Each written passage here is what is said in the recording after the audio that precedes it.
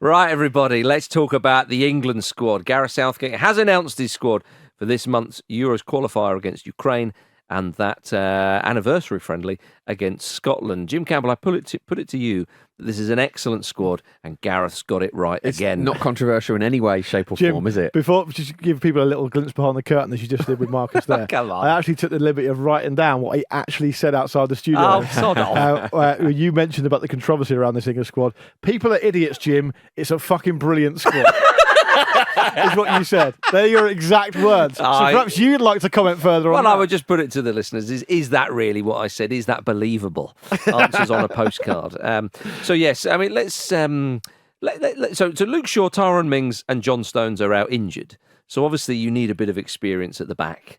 And whatnot, and that's why Harry Maguire's in. Yeah. I think also we're playing Scotland, aren't we? So is that perhaps a very subtle sign of disrespect? I'm fed up myself of talking about Harry Maguire in England. He's had so many opportunities to to move on from Harry Maguire. Yeah. And I understand the idea of consistency and the relationships in the dressing room are important, but I think Maguire at this point, we know he's a player who needs to play to take the mistakes out of his game, and he's not playing. Yeah. It just seems. Well, I think the reason he's not, the reason he's in there is because of those injuries there. I mean, again, I would sort of say to people, well, who else would you have instead? Well, it's an opportunity to bring a young player through. Well, fair enough. Fancy player through. Well, Levi Colwill's in there, which I think people will be very happy about. Lewis Dunk's in there because he's deserved it. What he's done over the years. Mark Gay, of course, is now sort of semi-regular in the squad. I'm pleased to see Fikayo Tomori still in there, in the squad to come back. So yeah, I mean, as I say, there's key injuries. I'm quite sure that if Stones and Mings were not injured, I don't think Maguire would have been in the squad. Yeah, and I think really the centre back thing is I don't think that controversial. I know I've been pretty critical of Harry Maguire, and that's we haven't got to do that again. Yeah. And when you make the point you make about Dunk and about Colwill and the fact that there's injuries, it's kind of fair enough. Right? He's going to do that because that's just what he's like. So what's annoyed you then? Well, the controversy around it should be, in my view, well, there's two things. One is that one is the midfield situation, which I'll come on to in a minute. The other thing is that not picking Jared Bowen, not picking James Ward-Prowse when he's picked him before. And he's, I love the fact that you've. But it's not my opinion. But that's not the point. My opinion on it is irrelevant. The point he's picked James Ward-Prowse, but he's been in much worse form than he is at the moment. Your opinion is quite relevant. This is a football podcast. Well, finally, someone agrees. And the key. So there's players that you can always kind of argue about. Raheem Sterling's been in great form as well. But when you say about Sterling, interesting one in particular. Yeah, so Sterling's a bit unhappy that he's not included.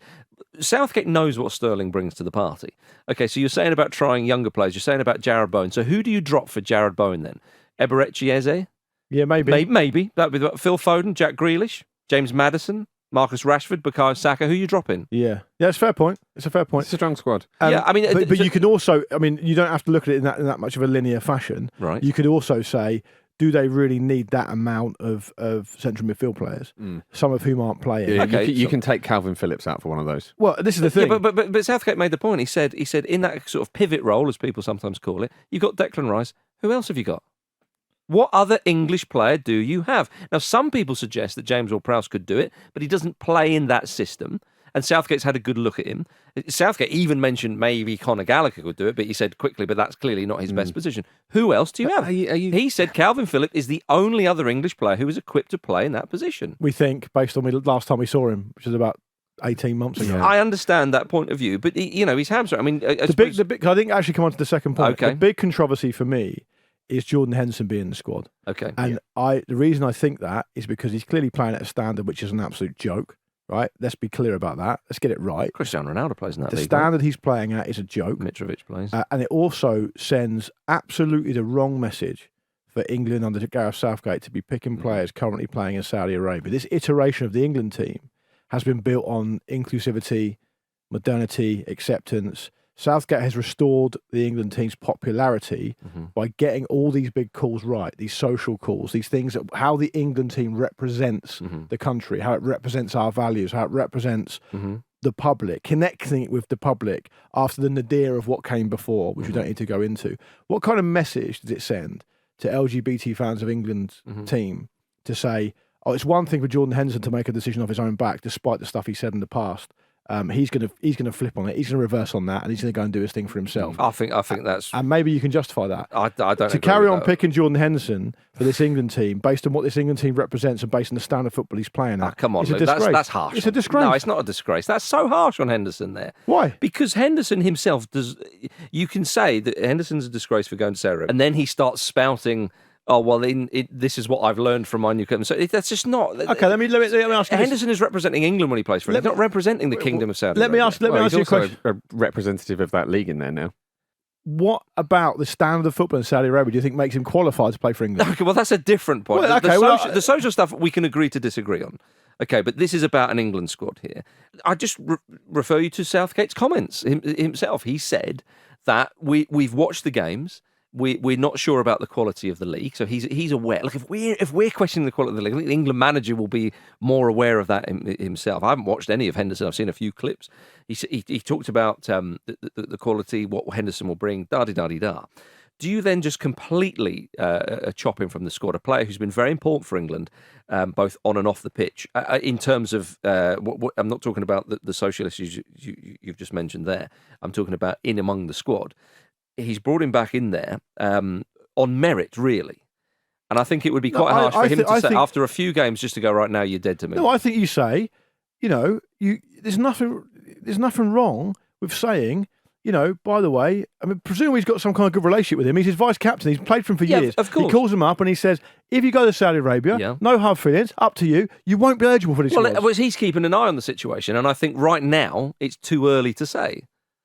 But I think that... What, so suddenly you're not entirely sure whether Saudi Arabia's got a good quality of standard? Well, no, I think it depends on Henderson's performances, his fitness, and what he could bring. I guess it will also depend in Southgate's mind on whether, however many months in Saudi Arabia is enough for your quality to drop significantly. And I think that's it. But I don't think 33 years old. He's got about 80 caps. Yeah. I don't What's think the point? Yeah, well, I think it's a good time to move him on. There are players that need to be cycled out of the squad. He is one. Maguire's another. This is an opportunity to do it, and I think it's a shame it's not been taken slightly differently from that as well. I wouldn't hugely kick back on that. If we may go back to the defence. Yes, we may.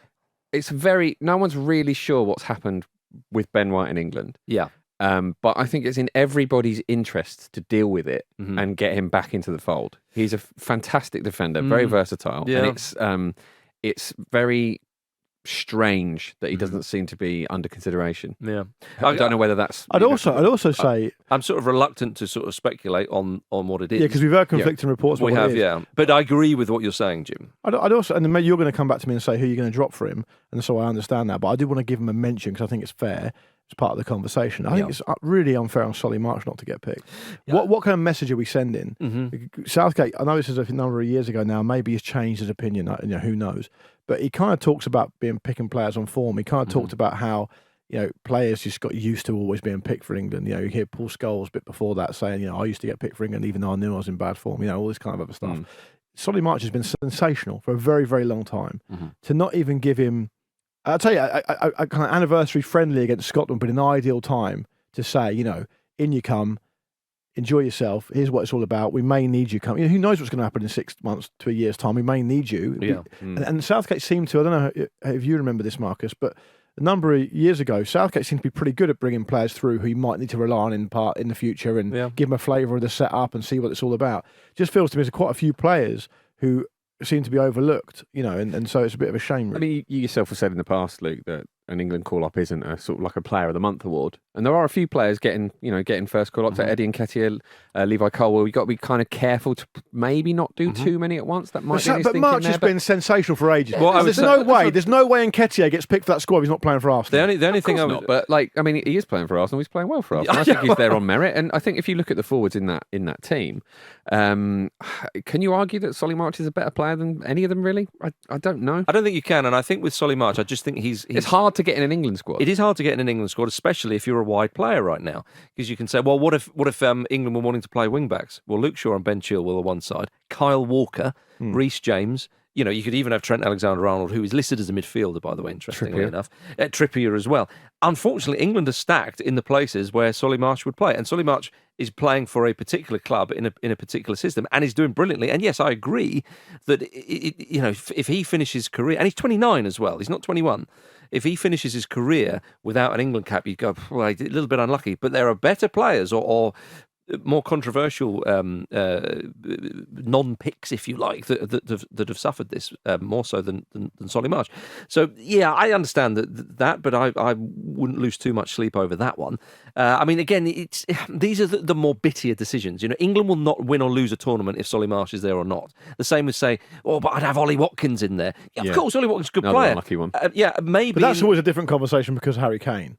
Like basically, you're only ever picking players like that as a backup for Harry Kane. Yeah. And I think when you're talking about being a wide attacking player, you're talking about perhaps different styles of interpreting that role for different challenges. I think you can make much more of an argument for you know, picking a certain type of wide player for the challenge that you face, rather than no one's ever going to start ahead of Harry Kane as a striker. It's just not going to happen. Sure, but I think that England have got so many options and varied options in those wide roles that I think, again, Solly March, it's a shame for him. I understand it. Brighton fans will be annoyed. But again, England will not win or lose a tournament because he's in the squad or not. Cheers for watching another fantastic clip from the Football Ramble podcast. Make sure you click like on this video and subscribe to the channel, which means you will not miss a single upload.